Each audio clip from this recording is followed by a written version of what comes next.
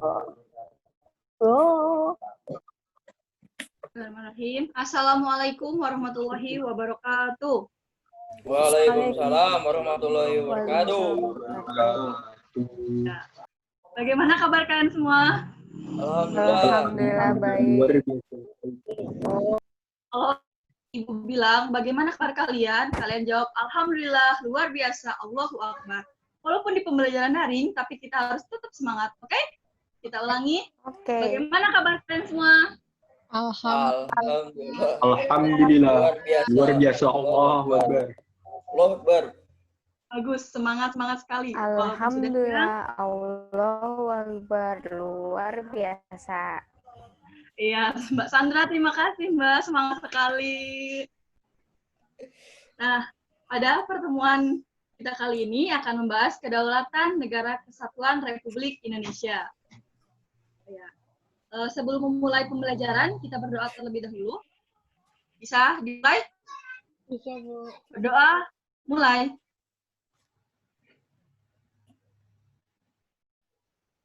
Selesai. Nah, selanjutnya Ibu akan mengabsensi ya. Yang pertama, Sandra Tegar. Hadir. Nevi Yaumunahdiani. Hadir, Bu.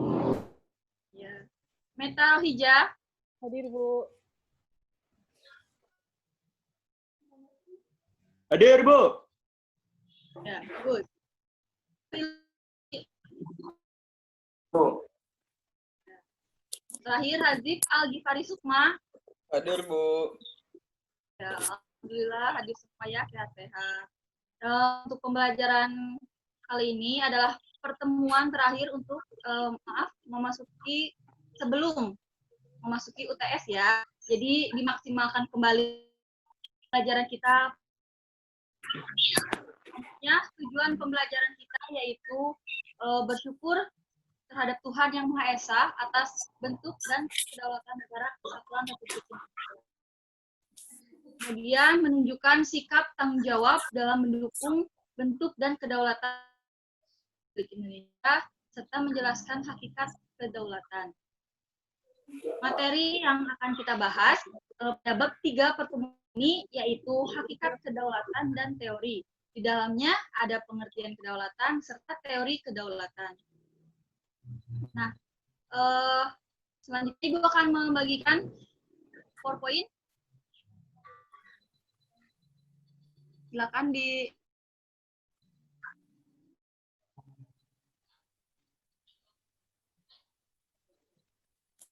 Mbak, PowerPoint sudah? Ada? Terlihat tidak? Oh iya, bentar. Belum kelihatan, Bu.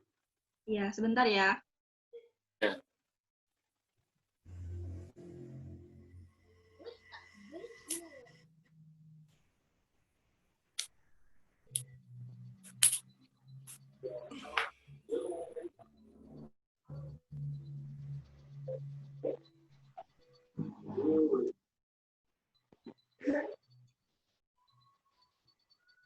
Nah, ini dia materi kita kedaulatan Negara Kesatuan Republik Indonesia. Next. Tujuannya sudah, next Mbak. Ya. Nah, sebelum memulai pembelajaran, Ibu akan bertanya, apa ada yang masih ingat pertemuan sebelumnya kita membahas materi apa? Materi sebelumnya, pokok pikiran yang terdapat dalam pembukaan Undang-Undang Dasar 1945. Ya, betul sekali Mbak Sandra, terima kasih. Dan ada berapa sih pokok pikiran yang terdapat dalam pembukaan Undang-Undang Dasar Negara Republik Indonesia tahun 1945? Ada yang tahu berapa? 4, Bu. Ya, betul Mbak Nevi. Nah, jadi pokok pikiran pembukaan Undang-Undang Dasar Negara Republik Indonesia tahun 1945 itu merupakan makna yang sangat mendalam. Nah, pembukaan Undang-Undang Dasar Negara Republik Indonesia tahun 1945 juga mengandung pokok-pokok pikiran. Nah, pokok-pokok pikiran tersebut menggambarkan suasana kebatinan dari Undang-Undang Dasar Negara Republik Indonesia tahun 1945. serta mewujudkan cita hukum yang melandasi hukum dasar negara, baik yang tertulis maupun yang tidak tertulis. Jadi betul dikatakan Mbak Nevi, pokok pikiran. Apa saja itu? Nah, pokok pikiran yang pertama yaitu negara melindungi segenap bangsa Indonesia dan seluruh tubuh darah Indonesia dengan berdasar atas persatuan pokok pikiran persatuan, seperti itu. Yang kedua, pokok pikiran kedua, negara hendak mewujudkan keadilan sosial bagi seluruh rakyat Indonesia atau pokok pikiran keadilan sosial. Yang ketiga, pokok pikiran ketiga, yaitu negara yang berdaulat rakyat berdasarkan atas kerakyatan dan kemusyawaratan atau perwakilan atau pokok pikiran kedaulatan rakyat. Nah, pokok pikiran yang keempat yaitu negara berdasarkan atas ketuhanan yang Maha Esa menurut dasar kemanusiaan yang adil dan beradab atau pokok pikiran ketuhanan. Selanjutnya ada pengertian kedaulatan ini yaitu berasal dari bahasa Arab atau daulah yang berarti kekuasaan.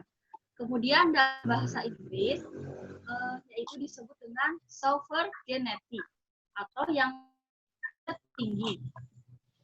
Nah, sehingga kesimpulannya adalah kedaulatan adalah suatu keadaan yang menyangkut kekuasaan tertinggi. Kedaulatan berkaitan dengan kekuasaan, sehingga didefinisikan sebagai kekuasaan tertinggi dalam suatu negara. Seperti itu.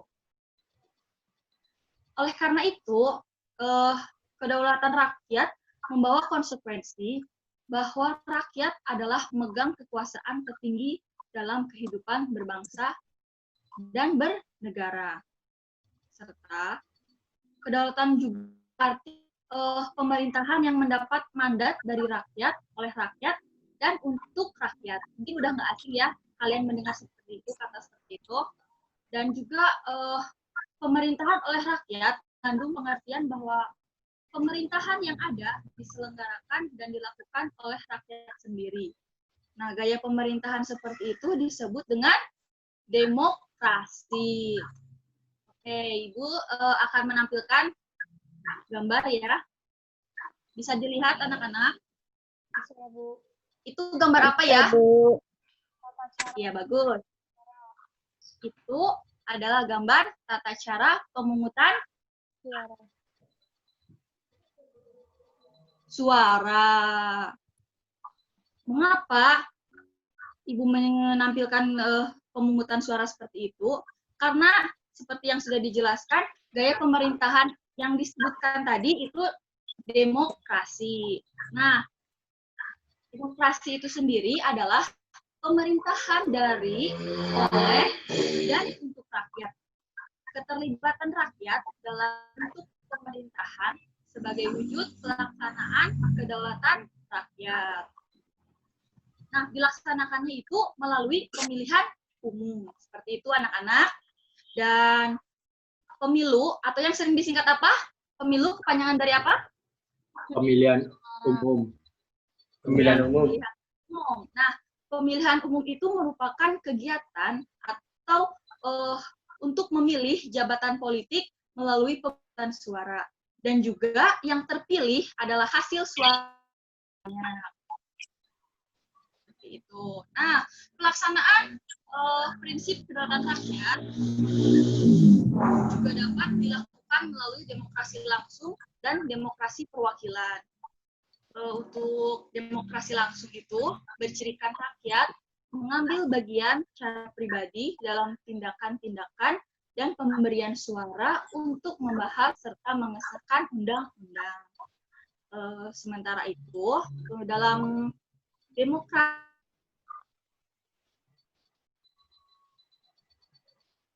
perwakilan, yaitu rakyat menjadi lembaga rakyat untuk membahas dan mengesahkan undang-undang. Sampai situ paham anak-anak? Paham, Bu. Paham. Paham, Bu. Terima kasih. Nah, selanjutnya kita ke sifat kedaulatan. Ada berapa sifat kedaulatan? Geser. Ada 4 anak-anak. Nah, yang pertama, sifat kedaulatan itu permanen. Apa itu permanen? Jadi kedaulatan akan tetap ada selama suatu negara masih berdiri. Kemudian yang kedua, asli. Apa itu asli? Kedaulatan itu murni tidak berasal dari kekuasaan yang lebih tinggi. Yang ketiga yaitu kedaulatan bulat. Mengapa dikatakan bulat? Karena kedaulatan merupakan satu-satunya kekuasaan tertinggi dalam suatu negara dan tidak dapat dibagi-bagi seperti itu. Dan sifat kedaulatan yang terakhir yaitu tidak terbatas. Kenapa tidak terbatas? Karena kedaulatan sebagai kekuasaan tertinggi tidak ada yang membatasi. Gitu. Dan kemudian negara yang berdaulat berarti negara yang mempunyai kekuasaan tertinggi atas suatu pemerintahan negara. Perjuangan bangsa Indonesia untuk memperoleh suatu kedaulatan itu berhasil meraih titik puncaknya pada saat proklamasi kemerdekaan pada tanggal ayo berapa anak-anak? 1945. Ya, betul. Proklamasi kemerdekaan pada tanggal 17 Agustus 1945. Nah, sejak saat itu bangsa Indonesia adalah bangsa yang merdeka dan berdaulat. Berarti bangsa yang bebas untuk menentukan nasib bangsa sendiri, untuk mengatur pemerintahan sendiri tanpa campur tangan dari negara penjajah ataupun negara lain. Juga adanya pemerintahan yang berdaulat itu merupakan salah satu kunci dari sebuah negara merdeka secara de facto, di samping harus memiliki rakyat dan juga wilayahnya. Seperti itu. Paham anak-anak? Paham, Bu. Paham, Bu. Selanjutnya kita ke macam-macam kedaulatan. Macam-macam kedaulatan itu ada dua ya. Ada kedaulatan ke dalam atau yang sering disebut dengan intern, juga kedaulatan keluar atau yang sering disebut dengan extern. Nah, kedaulatan ke dalam berarti kekuasaan tertinggi suatu negara untuk mengatur segala hal yang ada di dalam negara, yaitu rakyat, wilayah, dan pemerintahan. Yang kedua, berarti kedaulatan keluar, atau yang sering disebut dengan ekstern. Kekuasaan ini itu, atau kekuasaan keluar itu berarti kekuasaan negara untuk mengadakan hubungan dan kerjasama dengan negara lain demi kepentingan bangsa dan negara. Jadi untuk tambahannya, kekuasaan ke dalam itu kekuasaan untuk mengelola semua yang ada di wilayahnya, berarti itu mengandung sumber daya alam baik di darat, laut, maupun udara untuk kemakmuran rakyatnya tanpa campur tangan negara lain berdasarkan peraturan perundang-undangan yang berlaku. Tambahan untuk yang kedaulatan keluar, contohnya itu pelaksanaannya adalah seperti mengadakan perjanjian dengan negara lain, terus juga menyatakan perang atau perdamaian, terus ikut serta dalam organisasi internasional, dan sebagainya. Seperti itu anak-anak. Mudah dipahami? Udah.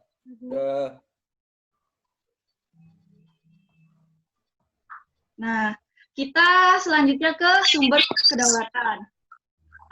Apa saja sumber kedaulatan? Ada kedaulatan ketuhanan, kedua kedaulatan raja, ketiga kedaulatan negara, keempat kedaulatan rakyat, dan yang kelima kedaulatan hukum. Kita bahas satu-satu anak-anak. Yang pertama itu kedaulatan Tuhan. Nah, kekuasaan tertinggi ini suatu negara berasal dari Tuhan. Penguasa negara merupakan wakil Tuhan di dunia yang berhak mengatur negara. kenapa sih teori kedaulatan itu disebut dengan teori kedaulatan Tuhan? Karena teori kedaulatan Tuhan ini merupakan teori kedaulatan yang pertama dalam sejarah.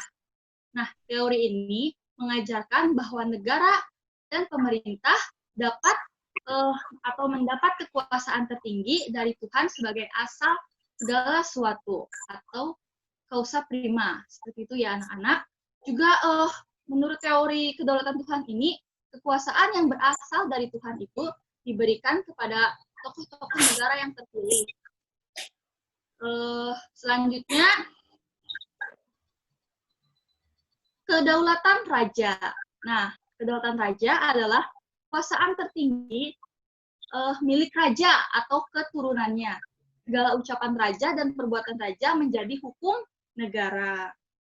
Mengapa dikatakan demikian?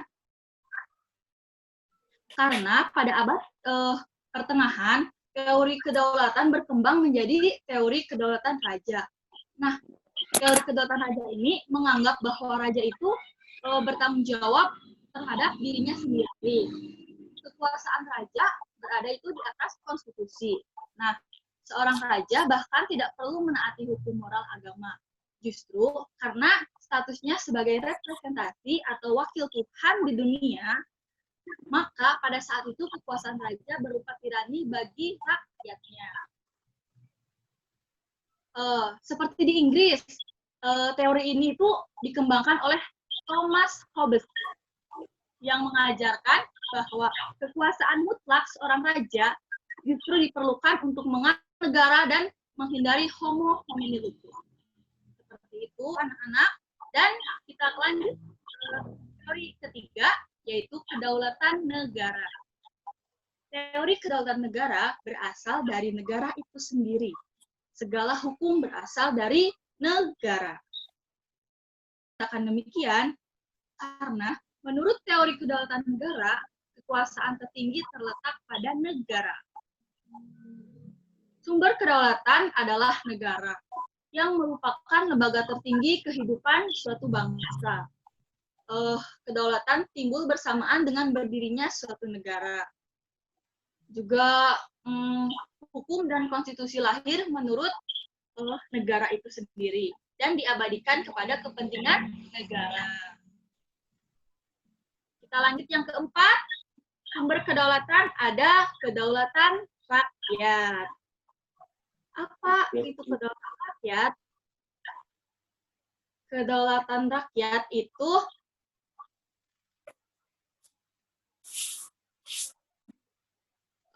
kedaulatan yang beranggapan bahwa rakyat merupakan kesatuan yang dibentuk oleh suatu perjanjian masyarakat. Kemudian, sebagai pemegang kekuasaan tertinggi, rakyat memberikan sebagian kekuasaannya kepada penguasa yang dipilih oleh rakyat, dan penguasa tersebut harus melindungi hak-hak rakyat. Seperti itu. Tokoh yang mengemukakan teori ini itu Montesquieu dan Jaegerus. Jadi udah nggak asing ya tokoh Montesquieu dan Jaegerus ini. Selanjutnya ada teori kedaulatan hukum. Mengapa dikatakan demikian? Karena berdasarkan pemikiran teori kedaulatan hukum ini, kekuasaan pemerintah berasal dari hukum yang berlaku. Hukumlah, baik yang tertulis maupun yang tidak tertulis, yang membimbing kekuasaan pemerintahan. Kekuasaan hukum merupakan kekuasaan tertinggi dalam negara. Hukum itu bersumber dari rasa keadilan dan kesadaran hukum. Otomatis, negara itu melindungi hak-hak warga negara dan mewujudkannya kesejahteraan umum. Seperti itu. Ada yang kurang paham, anak-anak? Tidak, Bu. Iya, Bu. Paham. Jelas ya? Paham, Ya, jelas. Paham, Bu. Ya, bagus. Nah, selanjutnya, Ibu akan memberikan kerja kelompok buat kalian semua. Jadi petunjuknya itu siswa dibagi menjadi 2 kelompok. Nah, siswa mengerjakan tugas yang diberikan oleh guru. Kemudian siswa dikasih waktu 5 menit untuk pengerjaan kelompok tersebut ya. Dan setelah pekerjaan itu selesai, perwakilan dari tiap kelompok untuk mempresentasikan atau memaparkan hasil pekerjaannya. Jadi nanti itu pekerjaannya di chat Zoom ya. Nanti kalian membentuk kelompok sendiri seperti itu. Dan Ibu akan langsung membagi aja ya kelompoknya sama Ibu. Ya, Bu. Kelompok yang pertama itu Fazif, Sandra, sama Meta. Untuk kelompok 2, Fauzan, Nevi, sama Gayuh. Ya. 2 kelompok ya, sudah. Berarti satu kelompok itu beranggotakan 3 orang. Ketua kelompoknya yang pertama, kelompok pertama Rajib, kelompok kedua Fauzan, ya. Nah, ini dia lembar tugasnya, bisa dilihat anak-anak.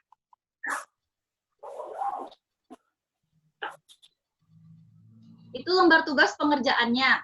Jadi nanti kelompok 1, nomor 1 dan 2, kelompok 2, 3, dan 4.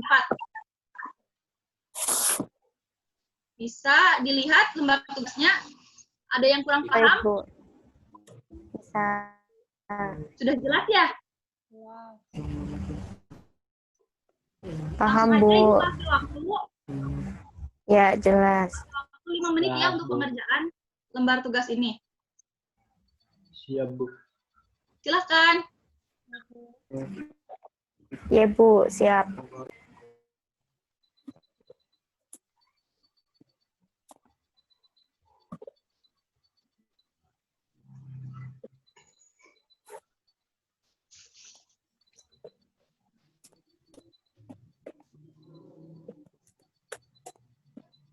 Bagaimana? Ada kesulitan? Tidak, Bu. Tidak, Bu. Tidak, Bu. Dikerjakan lagi ya. Semangat. Iya, Bu.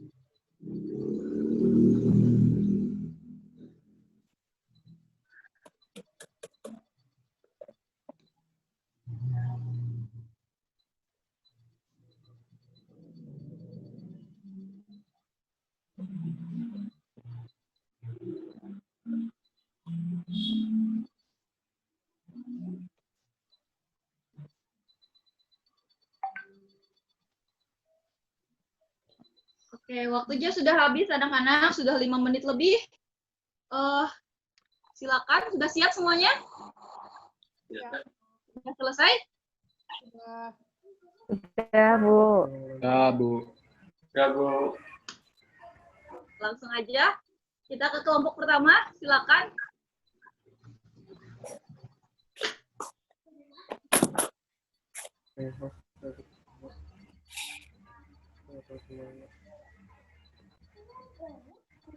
Kelompok pertama.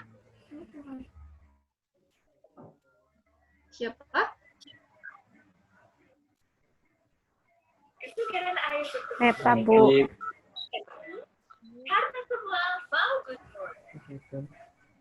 Razif. Ya, Rajib. yuk. Silakan. Perwakilannya.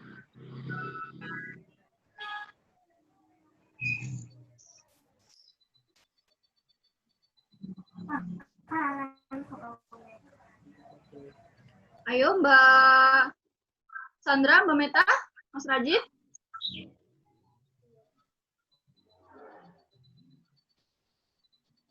Ya, baik, Bu.